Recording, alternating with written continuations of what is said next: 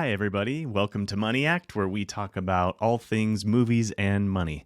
Today, we're going to talk about Home Alone and how it has changed over the years and how money has changed ever since 1990 when they first made the first Home Alone. And it got me thinking because I wanted to talk about how Kevin would be screwed if he didn't have a credit card or money as it stands today online in the first movie, because he went into his brother's room and he grabbed all cash and spent all cash. In fact, at one point, he even stole a toothbrush. He didn't mean to, but he ended up stealing that toothbrush, and I guess he could have stolen through the rest of the movie, but it wouldn't have been as funny, of course. So by using his brother's cash, he was able to get by while his parents were gone. And in this scene, he's buying pizza with the cash, and then we see him buying groceries and whatnot. So then that led me into Home Alone 2, where Kevin ended up using a credit card first to check into the hotel that he stayed in and buying pizza as well and other things throughout this time. Now, back then, they took the credit card and they swiped it and sort of made a copy of it, and then later on actually punched in the numbers to charge the credit card. So they just scan in this scene, and then in this scene, we see them actually taking that scan, punching in the numbers, sending it through electronically, and then this is where they find out his parents actually put in that it was stolen so that they could actually find Kevin. Spoiler alert if you've never seen these films. But, he's getting limos and pizza and really living it up in this sequel. So it made me think, what would happen in today's world? And I had no idea until I started working on this video, and I came across this one where Macaulay Culkin actually revisited his old home as an adult, and it shows him ordering everything with Google Pay. So it's a Google ad, but you can imagine it could be Apple Pay or ordering things on Amazon as he's running out of aftershave. It's really cute, funny. If you haven't seen it, I highly recommend checking it out. Looks like you paid online. Keep the change, you filthy animal. Okay, cool. Hey Google, turn down the temperature 2 degrees. Hey Google, begin Operation Kevin. Operation Kevin underway. So even all of the other modern conveniences that we have today, like robot vacuums and voice to act on other things, like, turning down the heat and turning up the heat and whatnot. So even those things are included in this video, which is very cute. But it did go through the paying for things digitally without even the credit card. And of course, credit card details are plugged into those things, but even taking it to that modern convenience of money. And so this thought experiment led me further down.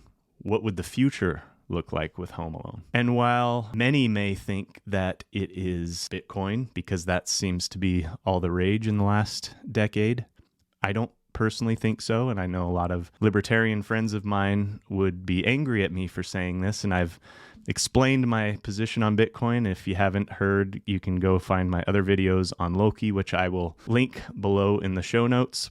But basically, Bitcoin, I think, has the potential of being unlimited or very limited, which both actually hurt being used as money.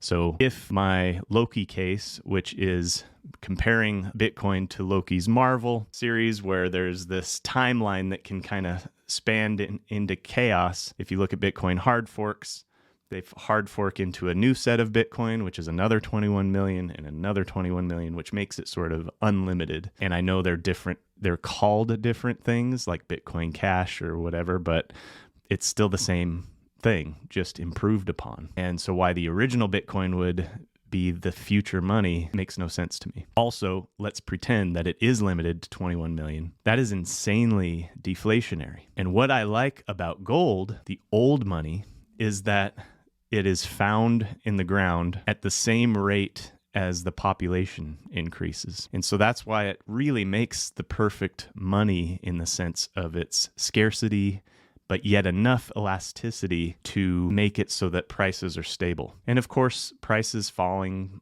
by a little bit is fine, but massively falling all the time is incredibly deflationary, which would happen with 1 million for the whole world. Now you might say, okay, well maybe it's one use case for money, and that may be fair. I just think it's incredibly clunky, and there will be something newer and better. That's why I think the future of money is pairing old with the new, which is pairing old, which is gold, it's been money for 5,000 years, with the new, which is some sort of gold-backed crypto, potentially. Now, currently, there is an alternative, which is monetary metals, and you can actually click on the link below, where I've actually got my own page here, where I promote this company. And the reason I like it is because it sort of takes the old with the new. It's not quite there yet to use as transactional money, but you can store your money in a protected vault, but you're not paying storage fees like you normally would. And it would keep it from thieves out of your home. Like if you stored your gold in your house, you would have the Home Alone situation where thieves come in and take your gold. So it protects it in a private vault, but you don't have to pay storage fees like you would at a Brinks. And of course, you never want to put your gold in a bank because they will steal it from you for sure. So you want it in a non-bank vault. Now, the thing that's additional to this is that it pays you to own your gold. And so it gives you a yield to store your gold and store it securely, and they lease it out. Now, they don't physically give it to somebody else to use, and then because then you're like, well, how does that work? What they do is they lease out the value of your gold at a price, and it helps them fix a price. So if you're a jeweler, you would be able to stabilize your prices for your rings and your other jewelry because you've spent a little money, which is why you're getting yield, to lock in your price of gold. And I know that's confusing, but you can go here to find out more because it does take a lot more nuance. So I want to keep this video short. But this is another option for you to own old, but bring it up to today's technology with the new, and you can take delivery on it. So another scenario, let's say Kevin was in some sort of blackout, like the power went out, which I actually did in the first film in the very beginning, which is why they missed their plane, or almost missed their plane, and which is why they were in a haste because the power went out. Well, if the power grid goes out and you can't actually transact with digital money like we have today, you're completely screwed. And they're trying to make it a cashless society too, so that they can, rake you over the coals, keeping your money in a bank, and they can actually charge you interest instead of you getting interest, keeping your money in the bank. That's what they want to do. And this is another reason for gold. But let's say in Kevin's case, the whole town's out.